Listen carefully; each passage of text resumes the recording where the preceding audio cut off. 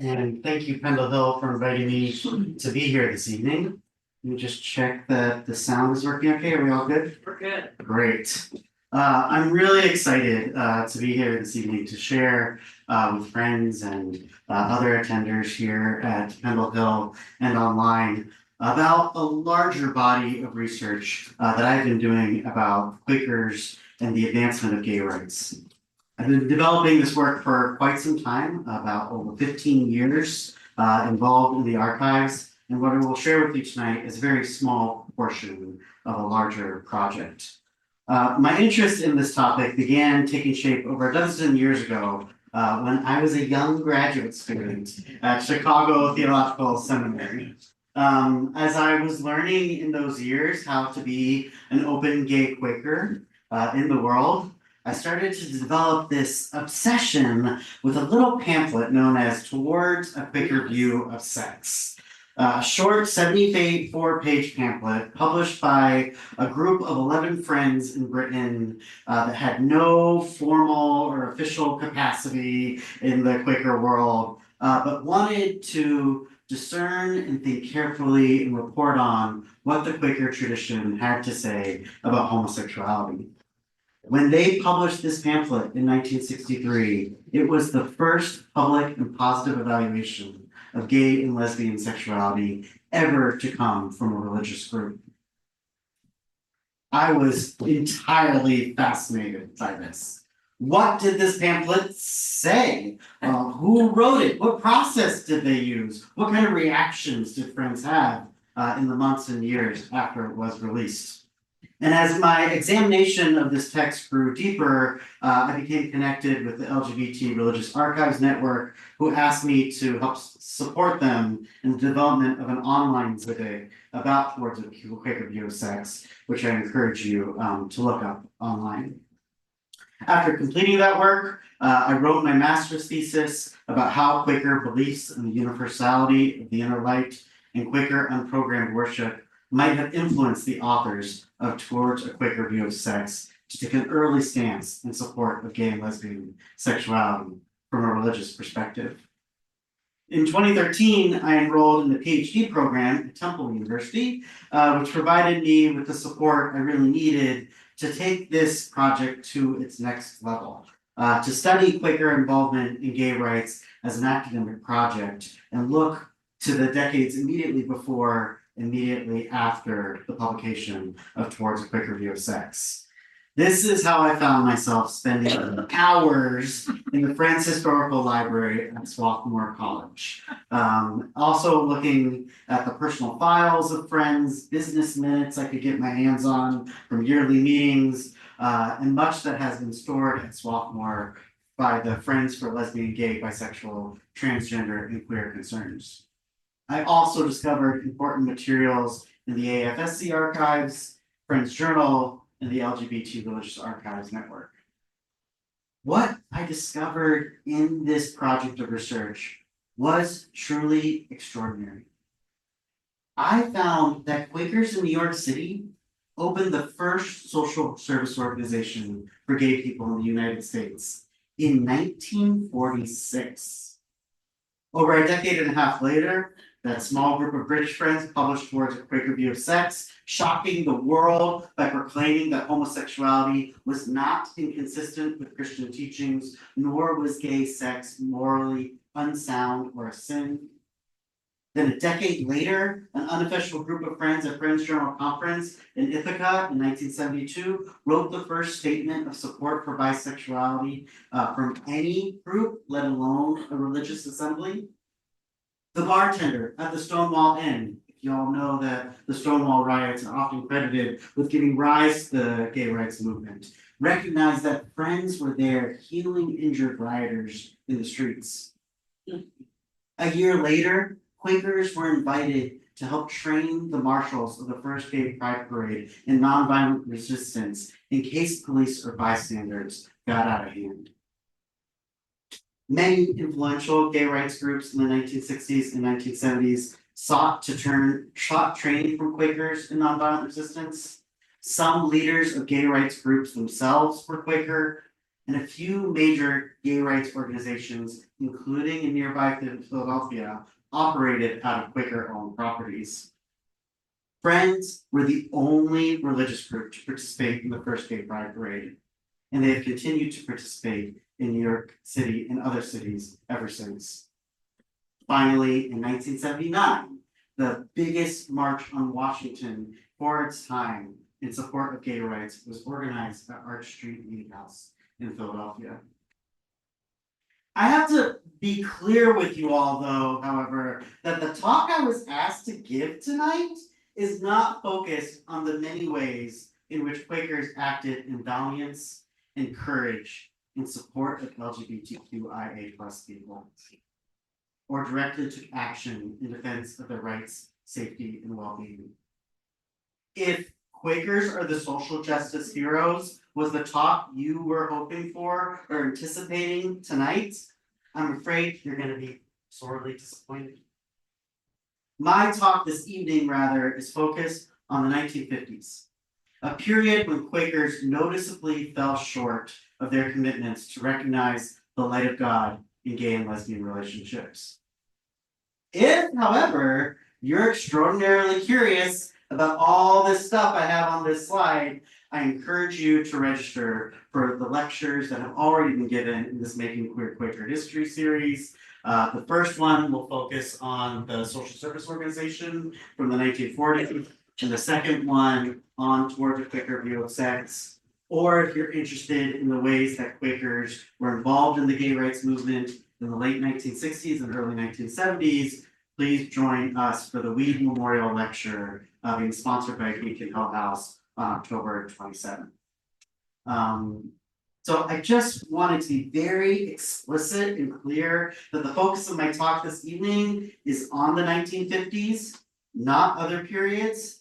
And this is a time when Quakers fell short of our expectations of how we might envision a welcoming and inclusive faith community for LGBTQIA+ people. There are other periods of Quaker history where Quakers did the right thing, and I applaud them in those other lectures. I also want to acknowledge that what I will share with you tonight may be challenging. I've included in this presentation the words of friends when they acted harshly towards gay and lesbian people. I recognize that hearing homophobic language can bring up a lot for people, and I encourage you to take care of yourself in any way you might need. I hope that a heads up at this moment about the content of here allows you to make an informed decision about the right time and conditions for you to hear cruel words spoken by friends. You may also notice a Quaker silence about lesbian, bisexual, and transgender experience, as well as other identities and human life ways connected to the LGBTQIA+ family. Friends in the 1950s had a limited understanding of gender and sexuality, and homosexuality was almost always discussed as a gay male phenomenon. So I want to name this overtly so you're aware that it is not at all my intention to contribute to the erasure of lesbian, bisexual, and transgender people and others by not mentioning them tonight. My aim is rather to simply share with you what I found in the archive. I can only let the archive speak for itself. In my attempt to form a coherent narrative about what I found about Friends during this time. At the end, I'm going to close with some thoughts about how Quaker attitudes towards gay people in the 1950s might have relevance for us today. Go ahead and go to the next slide, Maddie. I'm just going to let folks pause on the other lectures that are happening in this series. So you see what has come before and what has come after. And I have been assured that the recordings of the past lectures are available. So even if you register now, you can still access it after the fact. All right, so let's get started with some context. In the 1950s, Quakers were preoccupied with what they perceived as dangers to family life and the decline in moral standards. They were acutely concerned with the maladjustment of young men and women. That was the language they most often used, maladjustment. Often assumed to be instigated by the trauma of war, but drove young men and women to commit sexual perversions. In 1949, the London Yearly Meeting published a report about how Quaker families could protect themselves from these perversions and other social problems. And the two Philadelphia Yearly Meetings, split at that time, Excite and Orthodox, distributed several thousand copies of it as the official position of their yearly meetings. This pamphlet, which continued to be recognized as the official stance of the Philadelphia Quakers after the unification of Hicksite and Orthodox branches in 1955, and at least through the 1960s, described changes in society which Friends were meant to perceive as troubling. Marriages were becoming weaker. Sorry, lost my place. Marriages were becoming weaker, divorces were on the rise, and there was a rapid increase in the number of children born to unmarried parents. The pamphlet warned against a decline in religious convictions, changes to personal moral standards, and the spread of liberal sexual morality. They were especially concerned about the transgressive idea that marriage is not necessary for living a happy life. All these problems were causing Quaker families to fall apart. And go ahead and let's get the full list on here if we can. Go up the screen.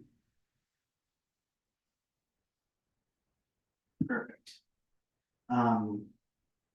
There were also changes to family structures after Quaker men and women joined the selective service. There was a necessary reordering of responsibilities between family members, and sometimes gender roles shifted. The pamphlet accused modern society of too much sexual stimulation, but not enough sex education, too much alcoholism, a collapse of parental control over children, and a rise of women's empowerment. Wait, kind of ironic, right? Considering that Quakers were all about the equality of men and women from our start, but it was the Cold War, friends. Let us keep that in mind. So in 1959, after the unification of the Orthodox and Hicksite branches of Friends, the Family Relations Committee of Philadelphia Yearly Meeting released its own pamphlet, effectively updating what they adopted from London Yearly Meeting about a decade earlier. The new pamphlet was entitled Engagement, Marriage, and Parenthood, and it had 3 sections according to the topics named in its title. The first section, engagement, did not explicitly forbid homosexuality, but it did exclusively endorse sex in a monogamous heterosexual marriage and warned about sex in any other circumstances. It described an engaged couple as one that walks on air in their mutual happiness and love, but also described long engagements as unnatural and said that the physical relationship between 2 engaged persons may be approached with joyous expectation by some, while others may feel too uncertain, shy, or self-conscious. In this way, the authors of the 1959 pamphlet, in classic liberal Quaker fashion, did not promulgate a doctrine. We don't hear Friends at this time saying that homosexuality is a sin, is a moral failing. What they did was express a clear preference for sex in a monogamous heterosexual marriage, which had its own exclusionary effect. In the second section, marriages, the pamphlet stated that sex in itself is neither moral nor immoral, but may be the beautiful expression of a deep love or the casual satisfaction of an appetite, according to the way we make use of it. To the husband and wife who look upon sexual intercourse as an expression in terms of the body of their loving union of heart and mind, it will remain one of the greatest joys and richest experiences marriage can provide. Mm-hmm. Again, the pamphlet's attempt to appear ambivalent about the moral value of gay sex is undermined if we think about what it might have felt to read these words as a gay or lesbian Quaker in the 1950s, when marriage between two people of the same sex was unlawful. The beautiful union of husband and wife through sex that the pamphlet advocates and adores would ultimately remain out of reach for lesbian and gay Quakers. The third section of the pamphlet, Parenthood, focused on having children, which also spoke exclusively to heterosexual couples at a time when child adoption, donor insemination, and surrogacy was unheard of. The valorization of heterosexual monogamy presented by the Family Relations Committees of the two largest and most influential yearly meetings in the United States might seem innocuous, a sign of the culture of the times, but it practically guaranteed that Bayard Rustin, a Black, openly gay Quaker, would be treated with contempt rather than compassion after he was arrested for gay sex. Rustin held an esteemed reputation in the Quaker world, which would be ruined after his arrest, nearly beyond repair. In the 1950s, Rustin was a nationally recognized Quaker community organizer who was known for his work with the Fellowship of Reconciliation and the American Friends Service Committee. In 1948, he gave the distinguished William Penn Lecture, in which he encouraged friends to think expansively about their peace testimony and how it might call them to social justice work even after wars had ended. 9 years before his arrest for gay sex, Rustin was convicted for refusing to appear as a draft office and violating the Selective Service Act. For this arrest, Quakers wrote him dozens of letters of support and visited him in prison and gave their loving encouragement. Rustin also dedicated his life's work towards racial reconciliation. He was an activist for racial justice decades before the civil rights movement got its momentum. He even taught Reverend Dr. Martin Luther King Jr. about Christian approaches to nonviolence and educated many other civil rights leaders about Gandhian nonviolent resistance philosophy. He developed many of the civil disobedience tactics that we know today as some of the most effective tools for direct action in the 20th century. As he became more of a public figure, his homosexuality became less of a secret, largely because Rustin was open about his sexuality for most of his life. Indeed, Rustin's openness about his sexuality in the 1940s and 1950s has yet to receive the credit it is due as being an act of resistance for gay rights in itself. Shortly after he moved from Westchester, Pennsylvania to New York, he started to date Davis Platt, a younger white student he met at a peace conference. Platt was also connected to Quakers and involved in AFSC service projects and events. Rustin's biographer says that Platt almost immediately became integrated into the Quaker peace community. Quote, Platt was young and eager and already leaning toward a Quaker view of war and social justice. He was made to feel welcome and soon was comfortable appearing there at the office of the Fellowship of Reconciliation, regardless of Rustin's presence. He got to know the staff and socialized with them in the evenings. If Rustin's inclination toward men was unclear to his workmates before this, Platt's continued presence made it plain to many of them.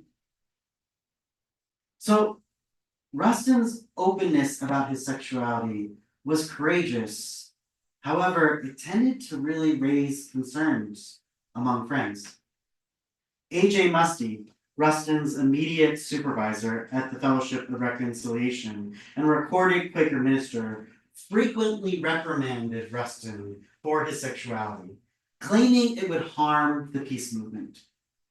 It started when Rustin was sent to Ashland for refusing selective service. At Ashland, 2 inmates and several guards accused him of having sex with other prisoners.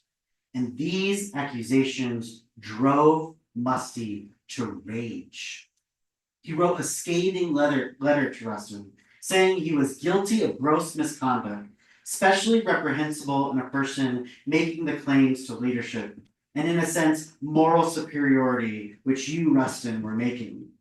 You have deceived everybody, including your own comrades and most devoted friends. You were capable of making the mistake of thinking that you could be the leader of a revolution of the most basic and intricate kind at the same time that you were a weakling in an extreme degree and engaged in practices for which there was no justification, which a person with a tenth of your brains must have known would defeat your objective. Platt recalls that Musty even tried to convince Rustin to end his relationship. Not because Musty believed it was wrong or evil, but because, quote, it was not violent. And if Bayard continued in this way, it could destroy him and hurt the movement. A letter from Franny Lee, a close Quaker friend of Rustin's, articulates a gentler response to Rustin's sexual behavior, but retains some of the same judgment and condescension. Franny often had Rustin over as a house guest, and she allowed Rustin to sleep with Pratt in the same bed in her home. She told Rustin in a letter that she was concerned about his sexual appetite. I would still not be at all concerned at the physical side of things, she wrote, if I felt a sense of real love for another person. For it is in the totality of your relationships, Rustin, that with other people, that I think the difficulty lies. You know how it's been. Relationships have been intense, perhaps, but basically very casual for you. It dulls everything into intense momentary pleasures with no regard for the whole personality of the other human being involved. When these pleasures become so important, then everything else becomes less so, and it is easy to lie and pretend always more. I do not begrudge anyone any sort of relationship if it is in the basis of a really creative and constructive life. However, now I wonder somehow, for you, Bayard, if it ever can lead to a stable or secure relationship, or whether it can be satisfying in the long run. I wonder if it isn't ultimately only frustrating and therefore a natural header into promiscuity. It is not the physical side, but the promiscuity and carelessness which bothers me. They lead absolutely nowhere, and I'm so concerned that you will find a way that is absolutely right for you. You have so much to give others and are inherently such a creative and forceful person that it would be so wrong for you not to find it. Lee's letter has tenderness, it has compassion. However, it also suggests something among liberal friends in the 1950s, that even if the physical act of gay sex was not considered morally wrong or sinful, it was understood as inherently inferior. It was fleeting, lacking substance. Problem for Lee was not a sexual act between two individuals of the same sex, the physical side, as she put it, but the weak capacity of gay sex, as she understood it, to bolster self-esteem and substantiate real love. Perhaps if Rustin's sexual behavior did a better job at modeling itself after the engagement, marriage, and parenthood model of the family relationships committees, Lee would have responded differently. So Musty's outrage, Lee's gentle prejudice, and the writings of the family relations committees shed light on the limits of liberal American Quaker acceptance of gay sex, which was understood as sex primarily for the sake of arousal and pleasure, most often referred to as casual sex. And Rustin was known to have a lot of casual sex friends. After his ordeal at Ashland, he promised Platt that he would be monogamous, but he didn't. Platt complained that Rustin continued to have sex with other people, quote, all over the country. He seduced people left and right. In October of 1946, only 4 months after his release from prison, and while he was still living with Platt, a police officer arrested Rustin for committing a lewd act in public. Later that same year, he was arrested for being in a public park after dark. For a time, Rustin and Platt practiced non-monogamy and even shared sexual partners. But Platt found this arrangement untenable and told Rustin to leave the apartment they shared in New York City. The AFSC and FOR staff also reported their frustrations with Rustin's sexual advances towards them during work assignments. During a preparatory meeting for organizing the March on Washington, civil rights leaders openly discussed Rustin's promiscuity and asked him to tone it down for the sake of the movement. One of his biographers wrote that, quote, Rustin was left tensely poised between desires that threatened to sabotage the vocation and demands to exercise control that eluded him. In his work, the willingness to take risks and put himself in the path of danger made him heroic in the eyes of his comrades. The same characteristic and pursuit of sex brought him trouble and endless conflict. In January of 1953, while lecturing along the American West Coast on a tour sponsored by the AFSC, Rustin's fondness for public sex finally shattered his relationship with Quaker organizations beyond repair. After speaking to audiences at the American Association of University Women at the Pasadena Athletic Club, he wandered into the streets of downtown Pasadena at 3 a.m. and a police officer arrested him for performing oral sex on 2 men in the backseat of a car. From the police station, Rustin was able to contact the AFSC staffer who arranged his speaking tour, and a group of Quakers came to bail him out and find him a lawyer. After his release, Rustin sent word to Musty that he would immediately submit his resignation to the FOR. California newspapers spread word of Rustin's arrest, and the FOR leadership gathered to consider his continued employment in the organization. After Rustin had given over a dozen years of service, the FOR distributed a statement to their staff and other pacifists expressing their, quote, sorrow with Rustin over the fact that he is not able to continue as an FOR member. According to Dorothy Hassler, director of membership for the FOR, Rustin was fired not because he was gay, but that he was sort of promiscuously gay. The AFSC's response to Rustin's arrest was mixed at first, but voices in favor of distancing him from the organization prevailed. Eleanor Clark scolded the AFSC to have used a man with this particular history in the public way as we did. It seems to me a constant threat, more emotional undoubtedly than physical, to the young people to whom we sent him. We could not have done other in the long run than hurt the causes of peace and race relations. Steve Carey, an AFSC staffer who would later become its general secretary, had known Rustin for years, and he defended him. He said, I have felt confident that the committee was not exposing any of its young people to risk. I still believe this is the case.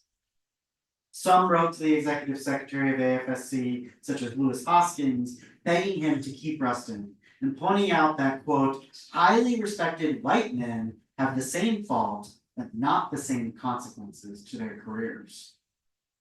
Thomas Jones, president of Earlham College, warned Hoskins that the State Department was investigating its employees known to have this weakness. Clark stated to the AFSC leadership that Rustin's controversy, quote, presented a great setback to AFSC's work in peace and race relations. We were wrong in taking these risks. In 1955, 2 years after his arrest, Rustin would play a pivotal role in writing Speak Truth to Power. This is actually where we get this phrase from. It's an AFSC report that focused on the practical efficacy of love to solve interpersonal and international conflicts. The press deemed Speaking Truth to Power, the greatest statement of Christian pacifism from the 20th century. In the days and weeks leading up to its publication, the AFSC leadership feared that Rustin's gay sexuality would compromise the impact of the report and weaken its effectiveness to stimulate social change. An AFSC staff member from Southern California wrote to the central office about the vulnerability that Rustin's name still holds in the region. After many tense and lengthy discussions, Rustin acquiesced to removing his name from the list of its authors. And it was not until 2010 that the AFSC board restored his name and lamented the regrettable failure of AFSC not to give Rustin the credit he was due. So Musty, Lee, and AFSC's responses to Rustin's arrest do not speak for all liberal Quakers at this time, of course, but they do represent the limits of liberal Quaker acceptance of gay sex in the 1950s and maybe still today. Rather than challenging the assumption that gay sex was a crime, protecting Rustin, or demonstrating sympathy, the Quakers who loved and worked with him the most shamed and punished him. The family relationship committees have prescribed what appropriate Quaker sexual behavior looked like, and Rustin was breaking all the rules.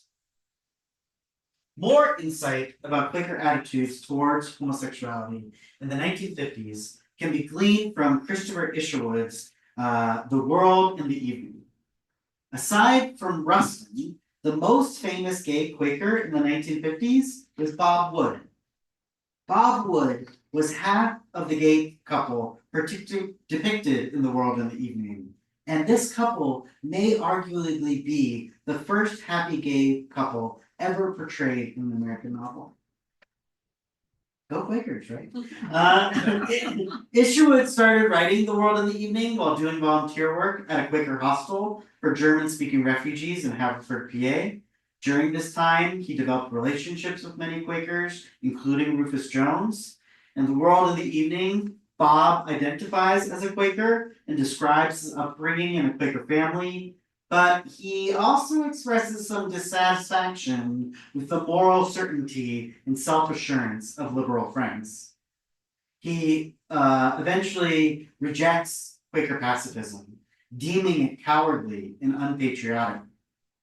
My interpretation is that Bob's tenuous relationship with Quakerism is also meant to serve as a kind of narrative device for expressing the author's disdain for Quakers and their inability to understand and respect gay relationships. The World in the Evening takes place during World War II, but it was published in 1954, the year after Rustin was arrested in California. Its protagonist, Stephen Monk, is an emotionally distraught writer who retreats to his childhood hometown in the suburbs of Philadelphia to temporarily live with his Quaker aunt, Sarah, who's actually his childhood name. Stephen is living with Sarah in order to recover from an emotional fallout of catching his wife in an affair. In the second chapter of the book, Stephen befriends Bob and his partner, Charles Kennedy, and as a trio, Bob, Charles, and Stephen routinely visit Sarah's home and go with her to Meeting for Worship. Meeting for Worship is actually described in a lot of detail and depth in the novel. The majority of this book is organized around flashbacks from Stephen's past, including his marriage to another writer, her struggle with cancer, and the sexual exploration Stephen has with a younger man named Michael while he was on vacation in Italy. The sex that Stephen has with Michael is described in some steamy detail, but not with more graphic depictions than what is used to describe the sex he has with women. In the final section of the book, Bob, the happily partnered gay Quaker, joins the army, a sign of his personal triumph over his Quaker upbringing, and Stephen finalizes his divorce, a sign of his personal triumph over his compulsive heterosexuality. When Isherwood began writing the world in the Evening, he wrote to Lincoln Kirstein, a close friend and fellow writer, that he had started a novel secretly entitled Too Queer to be Quaker. I think the secret title is really telling. Maybe it unveils what Isherwood might have wanted to say about the fraught relationship between Quakerism and gay culture. Isherwood situates his protagonist Stephen in a setting where Quaker pacifism and Quaker plain fashion are contrasted with gay characters who serve in the army and indulge themselves in the exaggerated artificiality of camp. Camp can be described as deliberately exaggerated and or theatrical behavior or style. In a queer context, camp is an aesthetic style and sensibility that regards something as appealing or amusing because of its heightened level of artifice, affectation, exaggeration, especially when there is also a playful or ironic element. Some have proposed that the gay couple in the world in the Evening were based on John Judkin and Dallas Bart, a Quaker couple Isherwood met while living in Haverford. Isherwood wrote that Judkin interests me because he has become a Quaker without giving up his urban chic, his upper middle class taste. He's still the kind of elegant, well-tailored youngish man you meet at New York City cocktail parties. It has been said that Judkin, in part, represented for Isherwood a rare amalgamation of New York camp inserted into Quaker protest. But in the world in the Evening, Quaker simplicity and queer camp are positioned in opposition to one another. Charles, Bob's lover, ridicules the Quakers for their lack of style. They don't know how to do things with an air, he complains. They're hopelessly tacky. There's no notion of elegance. Stephen says they comb their hair back and twist it into a knot.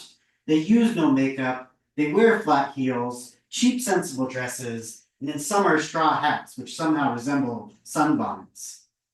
If war has a smell, the Quakers remind you of the taste of plain homemade bread.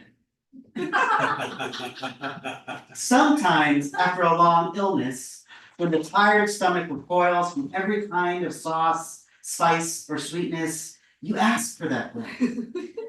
You munch it humbly and gratefully, admitting sadly to yourself that this is your sane and proper diet, that all those fancy dishes were unwholesome. It was certainly wholesome.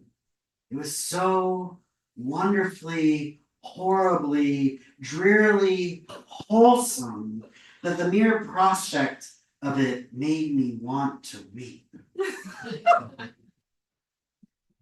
For Isherwood, the antidote to dull Quaker pacifism is camp.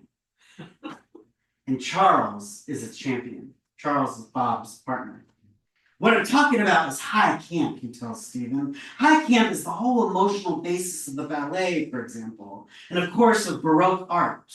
You see, true high camp always has an underlying seriousness.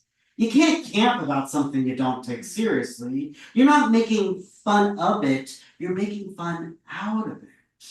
You're expressing what's basically serious to you in terms of fun and artifice and elegance.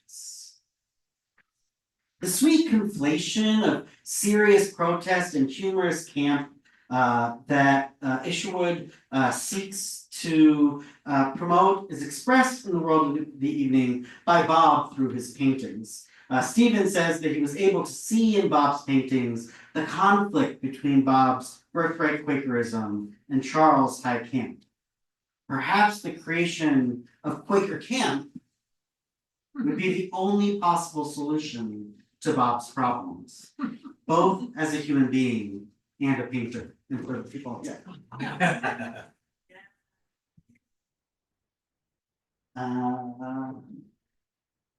At one point in the second chapter, Stephen asked Charles outright if Bob thought the Quakers needed high camp. He does in his heart, says Charles, but he, Bob, won't admit it. He can't criticize them or discuss them objectively at all. He can only love them or hate them. He's in a classically schizoid predicament. His conscience is split right down the middle. In this scene, Charles may be expressing Isherwood's eagerness to criticize the Friends, as well as his deep apprehension about doing so. Friends, in this very moment, I can deeply relate. At first glance, the gay and bisexual characters portrayed in The World in the Evening may appear to have the potential to help American Quakers feel more comfortable about supporting gay and bisexual people. However, Stephen, but it should be noted that Stephen, as its protagonist, had a Quaker background in gay sexual experiences. The relationship that Bob and Charles have is described as healthy and sustainable. And the most Quaker character in the novel, Sarah, the aunt, delights in the company of her gay friends. Closer inspection of the novel, however, shows that Bob, Stephen, and Sarah express the many ways in which American Quakers felt and feel at odds with affirming homosexuality and bisexuality. Despite his entrenchment in Quaker communities and his many homosexual experiences, Stephen is deceptive, manipulative, promiscuous, and he likes to have sex with both men and women. His immoral behavior and his bisexuality couldn't inspire American Quakers in the 1950s to support homosexual people, even amidst lacking the moral qualities it took to be an openly gay person, like Michael, his lover in Italy, or Bob and Charles. His second wife, Jane, tells Stephen, maybe you should have tried being one. You might have been a whole lot happier that way. Stephen replies, I doubt it. It takes so much character, much more than I've got to be a good one. Stephen's duplicitous behavior and promiscuity reinforced the stigma among Friends in the 1950s, which was fueled by Rustin's arrest, that men who have sex with men are prone to deception, delusion, and moral failure. At one point, Stephen considers speaking to his Quaker aunt Sarah about his sexual experiences with other men, but he ultimately decides not to. The reasons he gives for withholding this information may remind us of Lee's concerns about Rustin's promiscuity and sexual secrecy. They may also help us better understand Quaker thought about homosexuality in the mid-20th century. Sarah had never taught me sexual puritanism. Her mind was incapable of such things. But the possibility of her finding out what I'd been doing was too humiliating to even imagine. As for the Friends, I began to hate them and all their works. They were responsible for making me feel like such an outcast. I tried to pose to myself as an honest rebel against their hypocritical smugness. They were secretly longing to behave just as I did, I told myself. Only they didn't have the nerve. Sarah represents a prevailing tension among Friends in the 1950s between an ambivalence about the purity of sexual acts and the emphasis on monogamous heterosexual marriages, which made people like Stephen feel like an outcast. This marginalizing attitude among Friends extended to people in loving long-term relationships. Sarah later shares with Stephen that she felt as though her Quaker community could not see the depth and seriousness of Bob and Charles' relationship. After Bob leaves for war, she says to Stephen, I'm afraid we're all of us apt to be very cruel and simple in the presence of what we're not accustomed to. I fear that Charles feels cut off from us now and bitterly lonely, and we refuse him any word of comfort. We refuse to recognize what it was that he and Bob shared together. Oh dear, we're so dreadfully smug and arrogant, most of us. So very sure we know what's right and wrong. Sometimes, Stephen, this lack of charity even among those of us who call ourselves friends, it horrifies me. Stephen expressed a similar frustration with the hypocritical smugness of Quakers when he wondered whether he should even speak to Sarah about his affair with Michael. He accused the Quakers of being, quote, self-righteous, smug hypocrites, intolerant and stupid and dull and crazy about money for all their so-called plainness. The picture of American Quakers that Isherwood presents is of a sexually conservative people who are infatuated with their own sense of moral righteousness. A progressive religious community with courageous anti-war values and a disinterest in sexual puritanism, but one that had difficulty respecting both casual sex and long-term monogamous homosexual relationships. Okay, I'm a historian, not a cultural critic or social scientist. So I'm really wary right now about saying anything about problems in Quaker communities today concerning the inclusion, acceptance, and sense of belonging for LGBTQIA plus people. In fact, it was the great acceptance and welcome that I received among friends that helped pave the way for me to call this religious tradition my family and home. But I wonder if listening closely to the past may inform how we reflect upon the present and move into the future.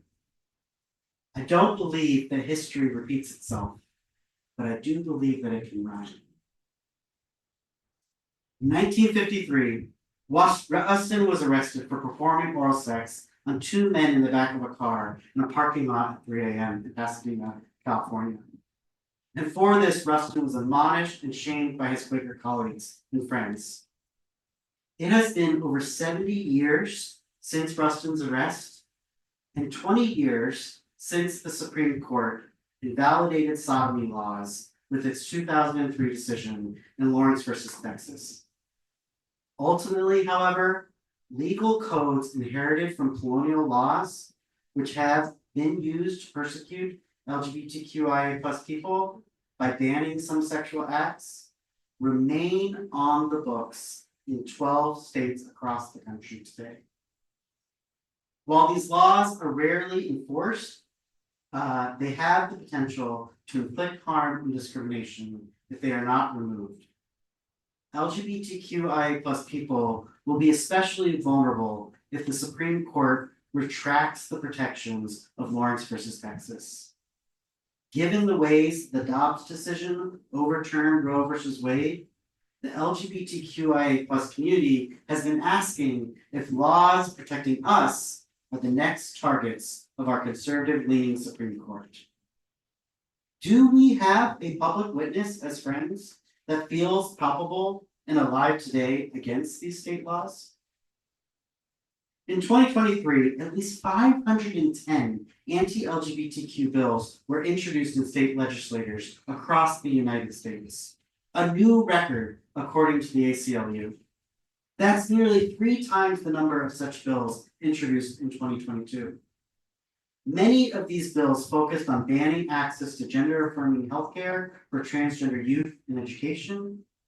Gender-affirming healthcare is medically necessary, evidence-based care that uses a multidisciplinary approach to help a person transition from their assigned gender at birth to their affirmed gender, the gender by which a person wants to be known. Other bills, more than double than were introduced in 2022, focused on education about gender and sexuality in public schools. And many of these anti-gay laws have already passed. Teachers and school administrators will lose their jobs in Florida, my childhood home state, if they intentionally or unintentionally teach about the experiences, rights, and or dignity of LGBTQIA plus people. Other states, like Tennessee, have successfully passed bills that ban drag performances.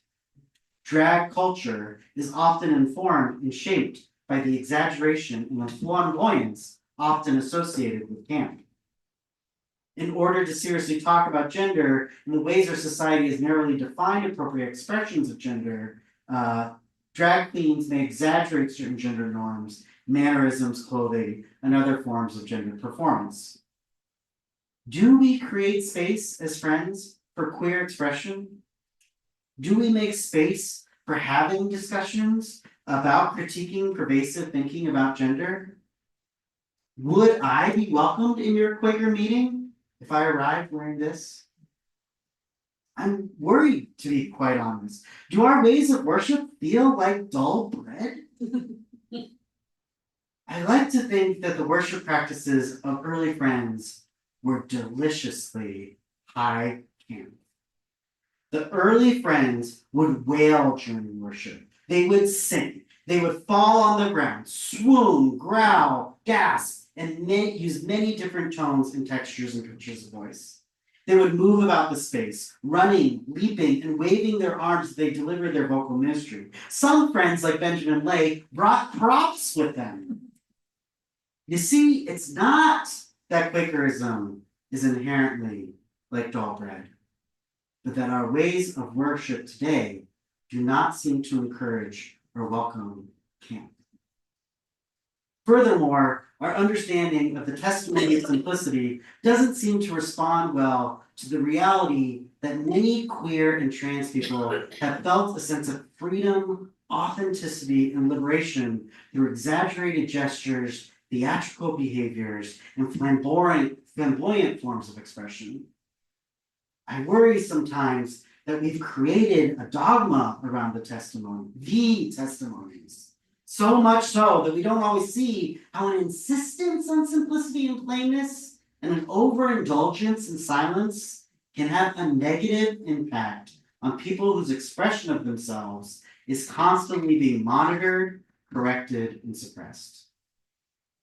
When will we hear messages in worship in the style of Judy Garland, Whitney Houston, Dolly Parton, Lady Gaga, and Chappell Rowan with the same frequency that we hear Amazing Grace in the old Quaker hymns? Finally, I ask all of us tonight to just reflect and consider that the valorization of heterosexual married couples that was promulgated by the pamphlets of the Family Relationships Committees in the 1950s has endured, and it continues to strongly influence the ways we evaluate, however subconsciously, the worth and value of relationships in our meetings. In order to be a more welcoming and inclusive faith community, we need to abandon the presumption that the model of engagement, marriage, and parenthood is desirable by everyone.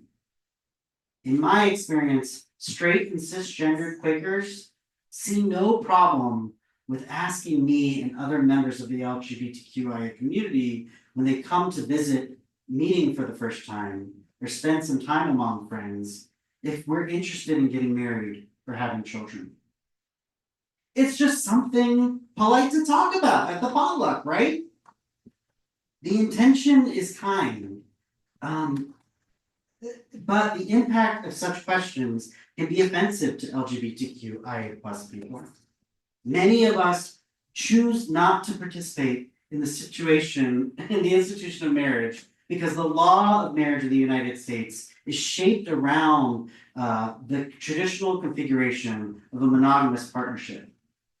Many queer and trans folks in polyamorous relationships don't want to benefit from a system that affords financial advantages, healthcare, citizenship, parenting rights, and a list of other legal incentives to only two persons in a partnership.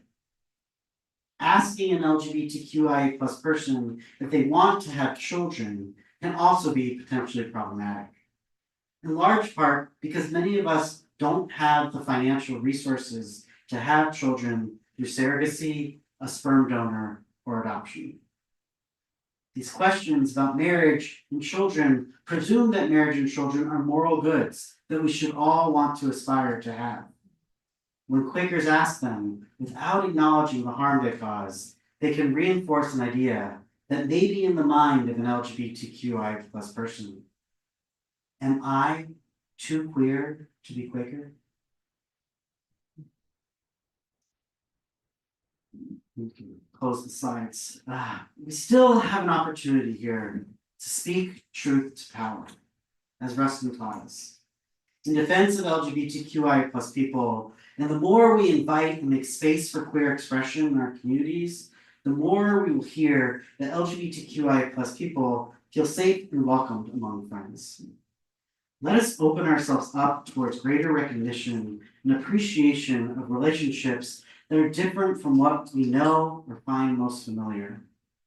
Let us try to reach for the light in everyone, which may exist beyond our understanding. Quakers are people who are constantly striving to build the beloved community, and we tend to be open to learning about what is required of us to usher the beloved community forward. I hope this evening I've been able to offer a humble contribution to your learning about a number of things, but specifically about the limits of Quaker inclusion and acceptance of gay and lesbian people in the 1950s and today. I hope and I trust and I know that we will strive on together in pursuit of a more welcoming and queer affirming Quaker community. Now join me in some worship, and then we'll have some time for discussion, questions.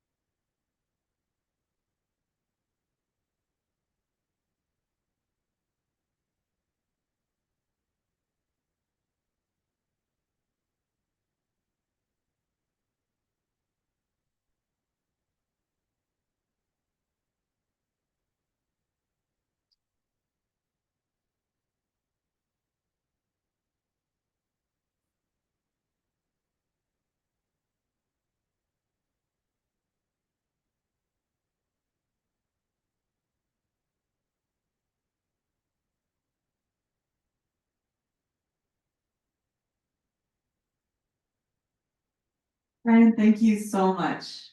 Thank you for your ministry. This is the time when we get to continue learning together with questions and answers. For friends in the barn, please write your questions on an index card and someone will collect them. If you didn't receive an index card, I think someone can come around or you can go out to the table in the front to get one.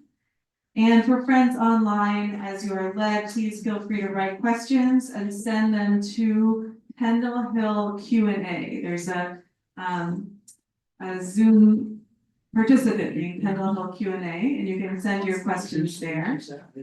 And we will invite you to share questions that will clarify what you've heard or questions that seek to learn more about something that has been shared. And we are excited that this evening will be part of a continuing conversation. So I'll give everyone a minute to write some questions and I will read them to Brian.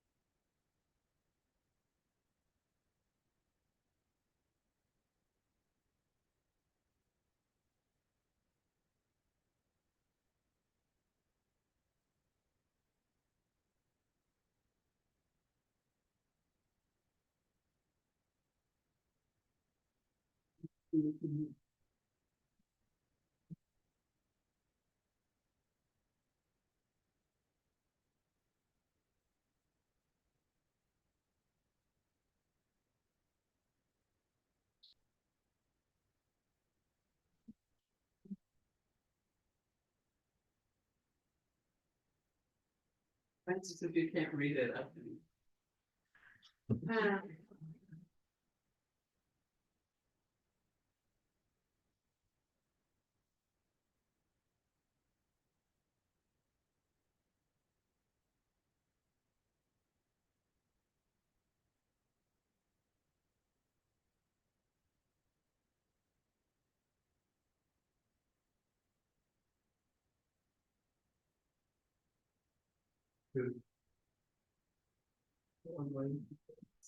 Question in chat. So the way we like to do this is kind of collect a couple of different questions, and look at the questions that come in from the chat as well. And then we'll integrate them into some questions for Brian. I think while we're waiting for more questions to come in, Brian, one question we often ask our speakers is where spirit has felt alive for you in preparing this talk or in the work that you're doing in general.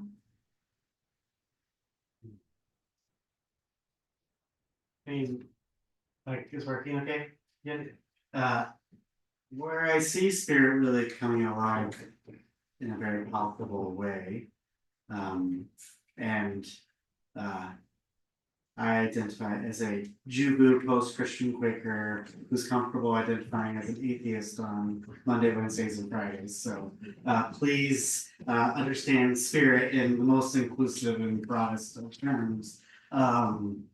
Is the way that community showed up in the process of my research.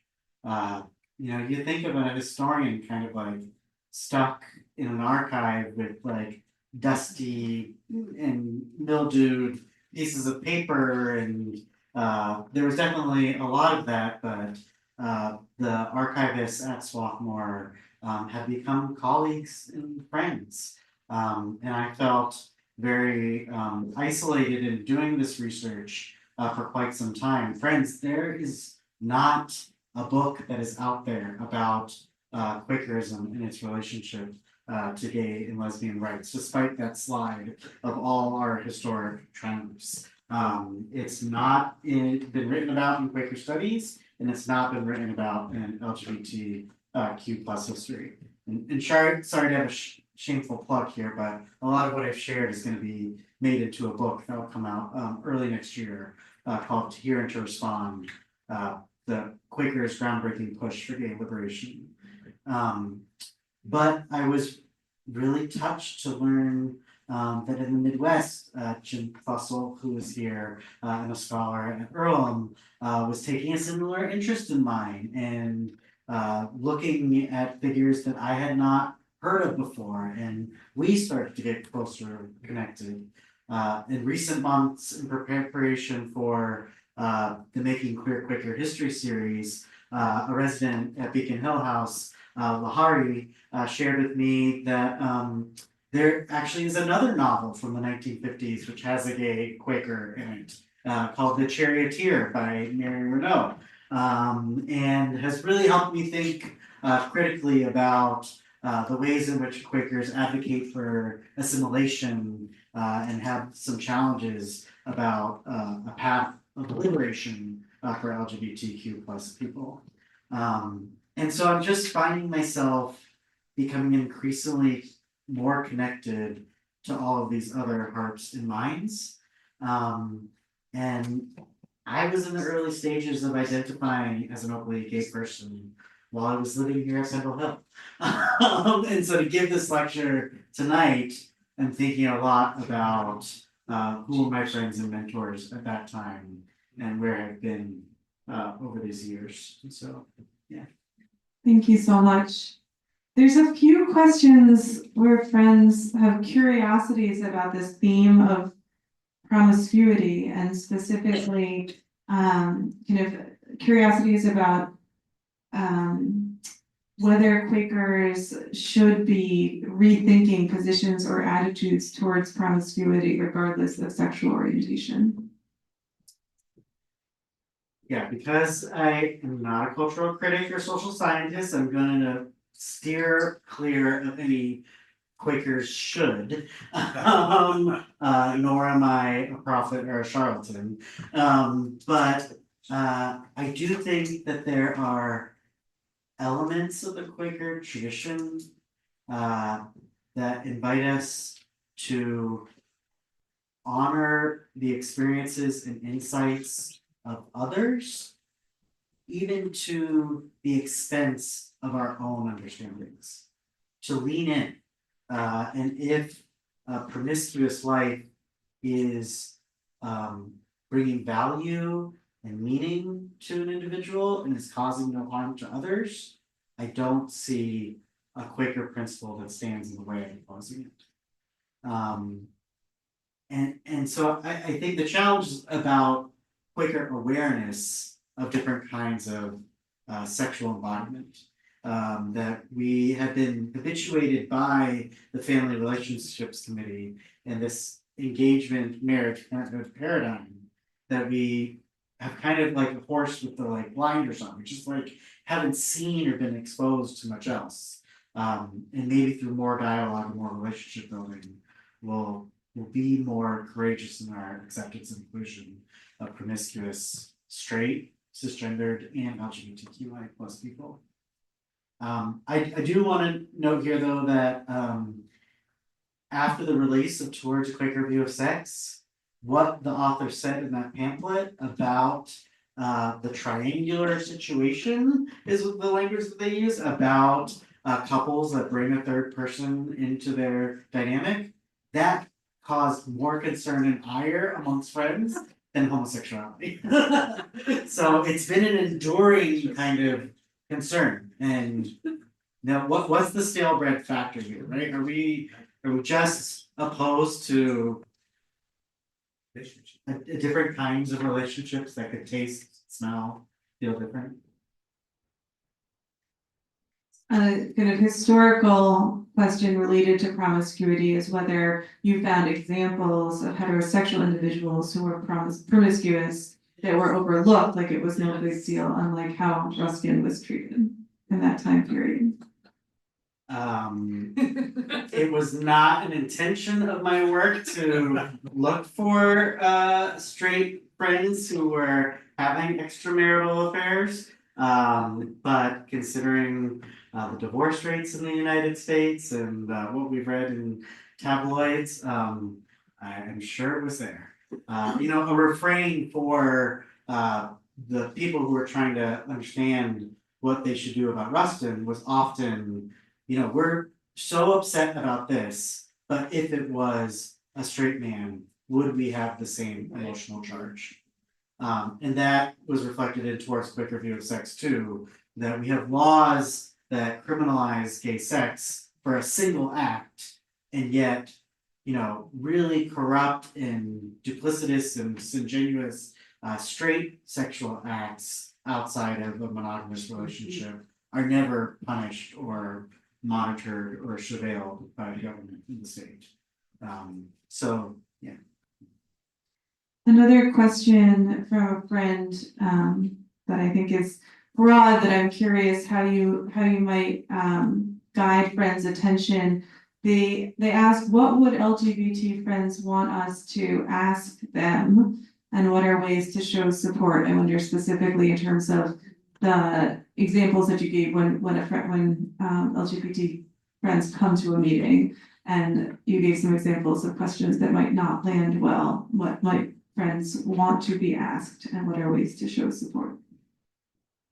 Tell me about your relationship and what has life in it, and where did you all meet, and what do you like to do together, and does your partner or partners have any apprehension or nervousness about coming into this Quaker community? That could be very illuminating if they feel like they can share with you what those elements might be. Just human beings. I think maybe this is where we do want to cling to the testimony of simplicity a little bit, right? Like, keep it simple. Educate yourself. If that piece I shared about not asking questions about marriage and childbearing was new and novel, then I invite you to keep learning about LGBTQI plus experiences and what might be their triggers. And then beyond that, talk about food, talk about furniture, talk about connecting, you know?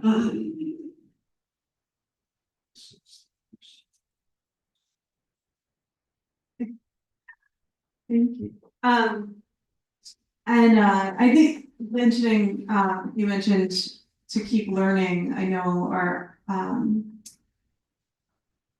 our friends are often curious where to keep learning about these topics. If you have suggestions of things to read, things to watch, next steps if friends are curious on these themes.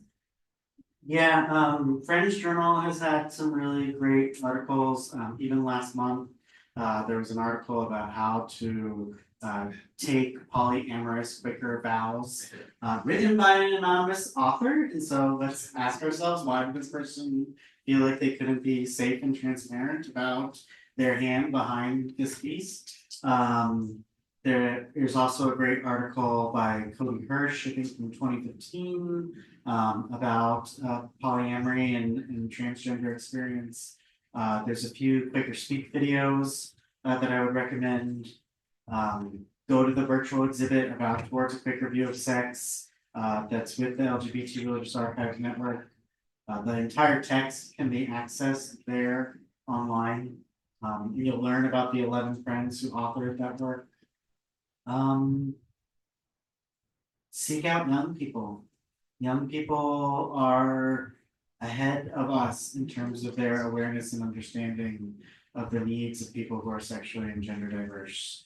And so seek out a young person that allows you to ask clumsy questions.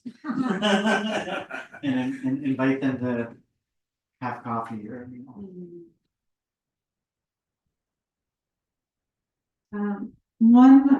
I wanted to also note that some of the resources you mentioned we can include in our follow-up email and will be included in the YouTube recording of this. So if friends want to go back and look at those resources, they'll be available. Can I mention two more then? Yeah. There's a chapter in the Oxford Handbook of Quaker Studies by Petra Doan and Petra's partner, whose name is escaping me, I'm sorry. And then I also have a chapter in the Quaker World that came out from Rutledge last year, which is about the evolution of Quaker attitudes towards LGBT people, kind of like over the long history of the 20th century. Those would be two like short 3-4 page things that you can read. And we'll make sure to send those out to friends. People are, so I wanted you to know we won't have time to answer all of these, but I will pass them on to Brian because I'm sure you're really curious about what people are asking.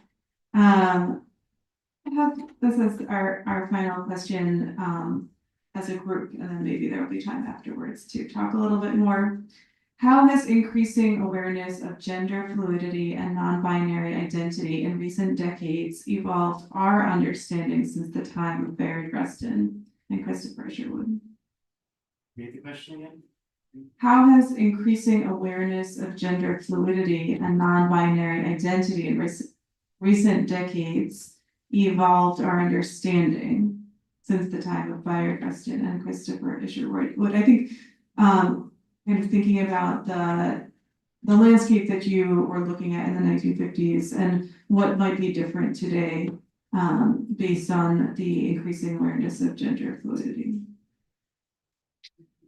Yeah, friends, I'm sorry, but I have to stay in my lane here, right? Yeah. My research was on the period between 1946 and 1973 when Quakers were not discussing gender fluidity in these ways.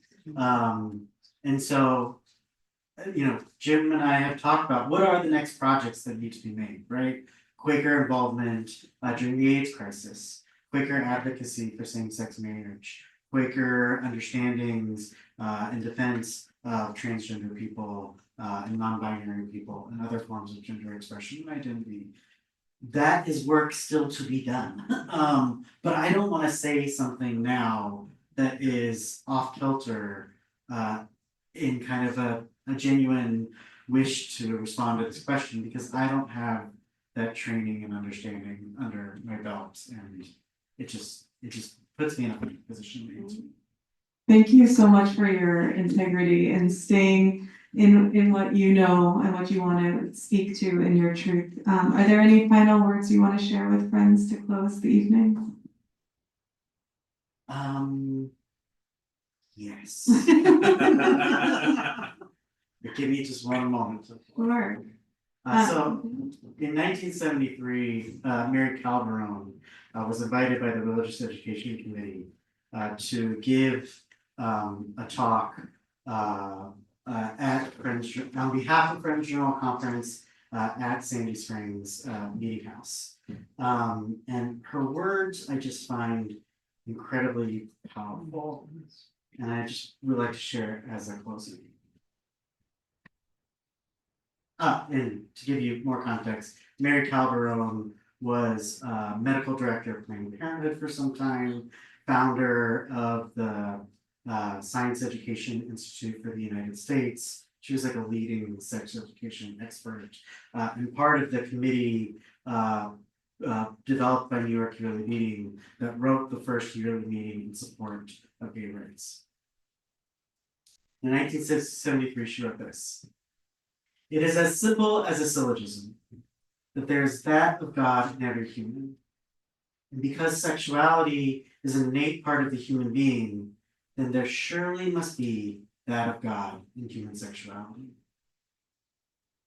The great challenge of being a friend has always been for me that only one of us may hear, each one of us for his or her own self, God speaking to us. No other human can overhear these messages, nor respond to them, nor can any other human being respond to them on our behalf. And so a double burden is laid on each one of us alone, to hear and to respond." Thank you, everyone.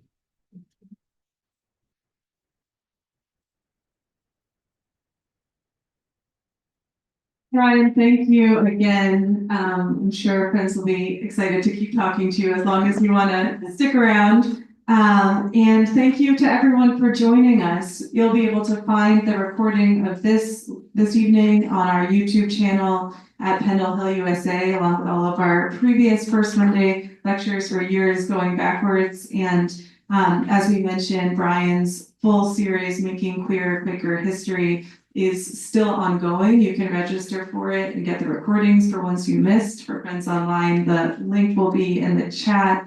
And for friends here, if you go to Beacon Hill Friends House, you can find the link there.